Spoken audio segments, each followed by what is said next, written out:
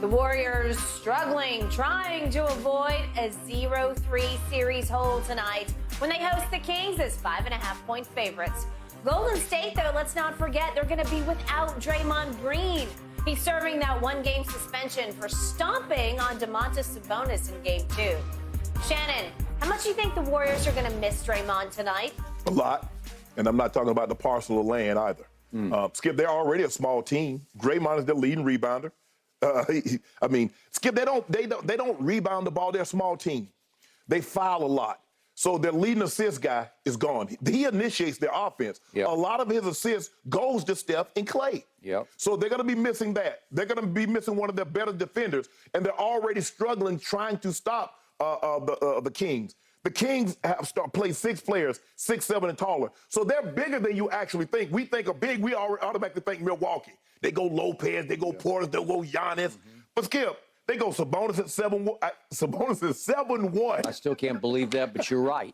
That's what he's listed They got Herter, Murray, Edwards, Lynn, Barnes. So they're a bigger team than you think.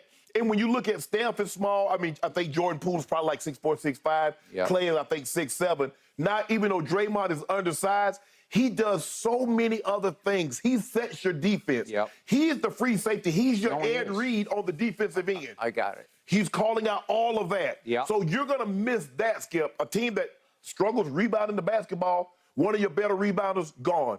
Your assist guy, your leading assist guy is gone. So they're going to miss him, Skip, with the Warriors. With Steph Curry and Draymond on the court with like a little over 1,400 minutes, they're plus 263. With the Warriors, a -6 with just Curry and no Green in 498 minutes. So it just goes to show you the value. Sometimes Skip, sometimes the value is something that you really can't see because his stats, he doesn't average 20. He doesn't get you double-digit rebounds. No. He doesn't get you double-digit assists. He just does a lot of the little things that helps you win ball games that a lot of people overlook unless you understand the game. And that's what Draymond does. So they're going to miss him, Skip. They're going to miss him probably more than you know. Now, Steph, they're not going down without a fight. They're at home. That building is going to be rocking. But they're going to miss his presence on the court. Are you leaning Warriors or Kings? I'm going Warriors. You are? I just don't see them going down 3-0. Could they? Because the Kings are coming. That's one thing I like about the Kings. They weren't satisfied with squeaking out a win. They're like, oh, no, we're getting both of these at home. And they're one of the better road teams. They're the second best road team in the NBA. So they're not going to be, even though the Warriors 33-8 at home, 25-16 on the road, that's nothing to sneeze at. No, it's not. The last 2 days we discussed this, you were leaning towards Sacramento just because you do believe that Draymond is that valuable to this team. But Skip, I can't see, because if they lose this game, they're gonna probably end up getting swept. I can't see sweep and Warriors. And all great teams, Skip, have gotten swept. Yeah. I hear every basketball point you make about Draymond, and I do have the highest of regards for what he has given to this team over a long expanse of time. And Steve Kerr continues to rave about, we have his back, we're still behind him, we're still with him, and we wouldn't have any of our rings without Draymond Green. He said it again yesterday. We both agree, even Draymond has acknowledged publicly that when he got suspended in the 2016 finals for Game 5 back home at Oracle, that it turned the tide in the series. He was that valuable at that time because I think he was much more valuable then than he has become now. There's no question about that. All right, so I made the point to you yesterday, our man Eddie House backed me up on this, that I believe his teammates at this moment, just right here, right now, are sick and tired of his behavior. And I believe the coaching staff and management and ownership got to a point of no return with Draymond, to the point that quietly behind the scenes, they're thinking about moving on from him when it's feasible to move on from him. He's got an option to come back next year. What is it? 28 million. Well, he's picking that up. Well, he's definitely picking that up. He's running to the bank with that option. But at some point, I believe at the trade deadline or whenever they can, or if they want to buy him out or whatever they want to do, they can send him home. They can send him back onto the market. Would somebody else pick him up next year? What is he, 33? Yeah. He's not too old. Right. He's got a lot of mileage on him, a lot of wear and tear. He doesn't look the same as he used to look athletically. Not that he ever was that explosively athletic, but he was. Right. And yet he's playing now more with his head than his absolutely body. His physical ability. Yes. So to me, I agree with your premise. The core of that locker room, the championship core, the heart, the soul, the pride, the culture that has been threatened by Draymond Green, starting with the punch that he threw into the face of Jordan Poole that started this year off. I believe that core will pull together tonight, and it may feel like a last hurrah, but it's going to be a hurrah tonight because I'm with you. I don't think at home, I don't think the crowd's going to allow it. I don't think Steph and Clay are going to allow them to fall down 3-0. I just don't believe it. It's going to have to be a three-point shooting contest. They're going to have to win the three-point shooting contest because they're not going to be big enough to win it in the paint. Right. They're going to have to win it from way downtown. Well, they're going to have to do what Milwaukee did to the Miami Heat last night. Well, About the gym. I know Connaughton comes in the second quarter and he just starts bombing threes. He makes 6. Well, okay, that's just too good. Right. Look. You think Steph and Clay are capable of doing that? Yeah, are they? Well, Jordan Poole? Well, that's what I say. All of a sudden, Jordan Poole's role, ironically, because it was Jordan Poole versus Draymond or vice versa to start the year, all of a sudden his role expands exponentially. Right. All of a sudden, he becomes the key piece when he was the odd man out in the first 2 games at Sacramento. Right. All of a sudden, I think it's going to be Jordan Poole's night, and I will not be surprised if he has the biggest three-point shooting night because he'll be the one that's hardest to defend because they can put Davion Mitchell or even De'Aaron Fox has been playing high-level defense on Steph Curry. So, again, Jordan Poole is going to get his shots. Right. Can he make his shots? Can he get hot? Listen, he can get just as hot over a stretch as Steph and Clay can get. So I'm looking for him to have a huge night. I think Steph and Clay will have big nights. I think they'll make 23-point shots at home. And if they make 20, which they are highly capable of doing, that will be enough to turn the tide back in their favor, at least for this moment. Well, they're definitely going to need a scoring, Skip. He's been underwhelming in the first 2 games. Yeah. And he's the guy, Skip, like you said, that can come off the bench and give you high 20s, mid 30s. He can. And that's what they need because they're gonna miss some rebounding. They're gonna miss some assists. So you're gonna need to get some contributions. Kuminga is gonna need to step up because Skip, they keep hoping, man. We see the athleticism. Yeah. But now it's time to turn that into something more than just athleticism. Yeah. Remember, James Wiseman was supposed to be positioned to be arriving right now to be their Sabonis. Right.